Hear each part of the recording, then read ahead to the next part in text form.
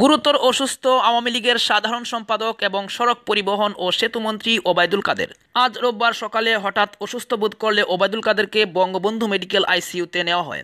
সেখান থেকে জরুরি ভিত্তিতে তাকে সিসিইউতে নিয়ে ভর্তি করা হয়। রোববার সকালে তাকে হাসপাতালে নিয়ে আসা হয়। হাসপাতালের আইসিইউতে চিকিৎসকরা তার মেডিকেল চেক আপ করেন।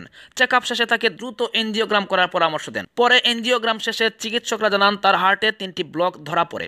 তথ্যমন্ত্রী হাসান মাহমুদ জানিয়েছেন, ওবায়দুল কাদেরকে উন্নত চিকিৎসার জন্য সিঙ্গাপুরে নেওয়া হবে। তাকে বিদেশে নিয়ে উন্নত চিকিৎসা দেওয়ার পরামর্শ দিয়েছেন বঙ্গবন্ধু মেডিকেল বিশ্ববিদ্যালয়ের হাসপাতালের চিকিৎসকরা। আওয়ামী লীগের যুগ্ম সাধারণ সম্পাদক মাহবুবুল আলম হানিফ বলেন, দেশবাসীর কাছে ওবায়দুল কাদেরের জন্য দোয়া চাই।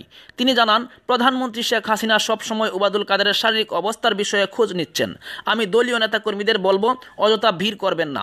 ওবায়দুল কাদেরের অবস্থা এখন স্থিতিশীল রয়েছে। মন্ত্রীর জনসংযোগ কর্মকর্তা আবু নাসের জানান, সকালে হঠাৎ করেই শ্বাস প্রশ্বাসের সমস্যা হচ্ছিল। সঙ্গে সঙ্গে তাকে বঙ্গবন্ধু মেডিকেল কলেজ হাসপাতালে নিয়ে যাওয়া হয়। সেখানে চিকিৎসকরা তার চেক আপ করেন। চেক আপ শেষে তাকে দ্রুত এনজিওগ্রাম করার পরামর্শ দেন। এখন বঙ্গবন্ধু মেডিকেল বিশ্ববিদ্যালয়ের হাসপাতালে ওবায়দুল কাদেরের এনজিওগ্রাম করা হচ্ছে। বিএসএমইউর জনসংযোগ কর্মকর্তা প্রশান্ত কুমার বলেন, আওয়ামী লীগের সাধারণ সম্পাদক সকালে বুকে ব্যথা অনুভব করেন। সঙ্গে সঙ্গে তাকে হাসপাতালে নিয়ে আসা হয়েছে। তার পরীক্ষা নিরীক্ষা চলছে।